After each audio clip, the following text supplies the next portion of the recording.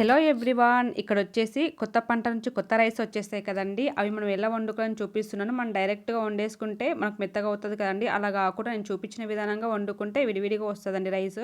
మనం ముందుగానే అన్నం వండుకున్న బౌల్‌లో వాటర్ పోసుకొని బాగా బాయిల్ చేసుకోవాలి. మనం ముందుగానే ఒక బౌల్‌లో రైస్ నానబెట్టుకోవాలి. ఆ రైస్ అనేది మనం వాటర్ బాయిల్ అయిన దాంట్లో వేసేసుకొని ఇలా లంప్స్ లేకుండగా కలుపుకోవాలండి. కలుపుకొని ఒక 5 నిమిషాల తర్వాత మనం ఉడకనివ్వాలి. ఉడికించిన తర్వాతకు మనం ఇలా అన్నం చూడాలండి. ఒక 80% 70% ఉడికిన తర్వాత స్టవ్ ఆన్ చేసి ఇలా అన్నం వంపుకోవాలండి. కొద్దిగా ట్యాప్ ఆన్ చేసేసుకొని వంపుకోవాలి. లేకుంటే కింద షింక్ పైపు కింద అది కాలిపోతుందండి. నేను ఎప్పుడు ఇలానే చేస్తాను. ఇక్కడ వంపుకున్న తర్వాతకు మన స్టవ్ పైన చిన్న సిమ్‌లో పెట్టేసి మళ్ళీ మన స్టవ్ పైన పెట్టేసేయాలి. కొంచెం అన్నం నీట్‌గా అనేసుకున్న తర్వాత చూడాలి.